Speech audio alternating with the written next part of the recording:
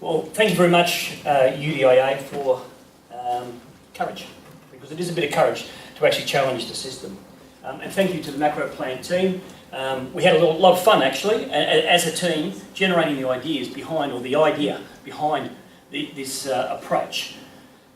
In looking at where we wanted to get to, we really wanted to think about closely what is it that we can deliver with context, innovation, originality, and something that had a maximum impact. So we looked at the issue of middle income housing affordability, and what we really focused on was how things, and it's nothing new. Sydney's less affordable. It is getting less affordable. If we actually have a look on a world level, what we begin to see is the real home price index. And I just want you to focus on 1 year, this year down here, when things really, 1988, 1992 and 1996, when things really started to take off in Sydney. And the question we asked ourselves, why is it so? And in doing the why is it so, we asked ourselves, why is it that Sydney just keeps getting worse in terms of years to save a deposit? And why is it now, as of January, that Australia, in terms of Sydney, is the second least affordable city in the world? And what is it about what's the characteristic of that we can help with?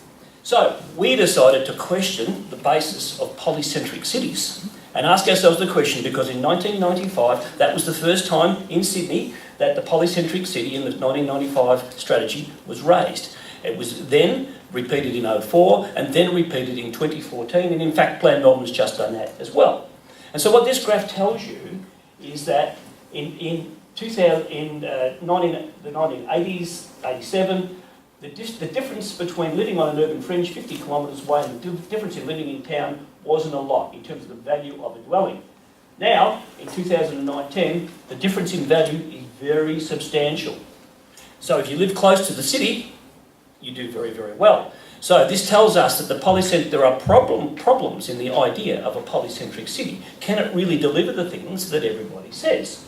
So we are going to test the validity of that, and we're going to ask the question, in testing the validity of a polycentric city, are we moving to a post-centric city? And I can tell you, you can look up, you can Google this term, but this really did take a couple of slabs of beer and some wine for all of us to work through. What is it that comes after post-centric? What do you need to think about to get to that point? And so we've proposed two stages in our work. The first stage is, theoretically, a polycentric city should increase the development fronts across all sectors, so increased supply should reduce price. But it hasn't happened. So the stage one is, can we do research which provides guidance on better implementing the metropolitan strategy, so you actually get some impact, in other words, so polycentricity works. And stage two, can we provide direction for future strategy? In other words, is polycentricity the right way to go? So, in terms of what do we get out of this, stage one, there's two key research questions. Is the affordability problem driven by excess demand for residential locations accessible to relevant employment? So is that the problem? Or is the affordability problem caused by the business sector, which just doesn't want to be polycentric, a business centre that wants to be centric?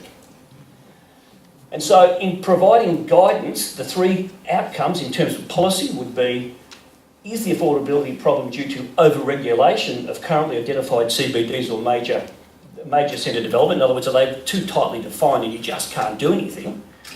Is it over-regulation of the number and the type of centres?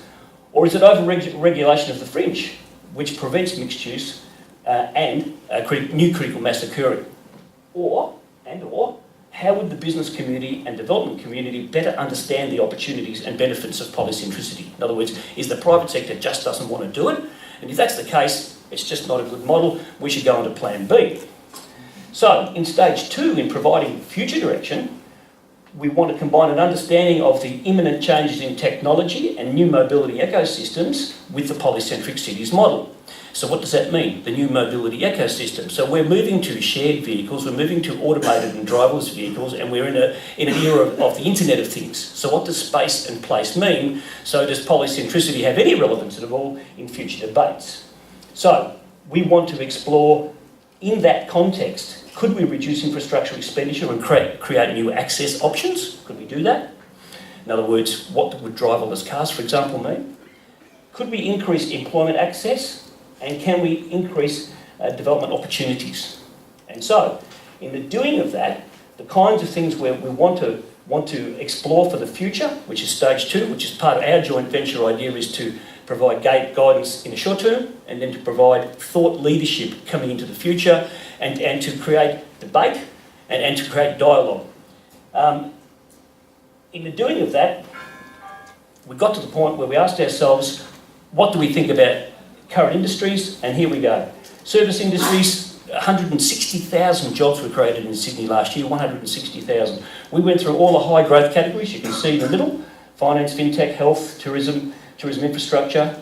And if we actually have a look at the right-hand side, the current polycentric city fit with the new emerging service industries. And what does it tell us? It is highly unlikely that any of the growth industries are particularly suited to polycentric cities.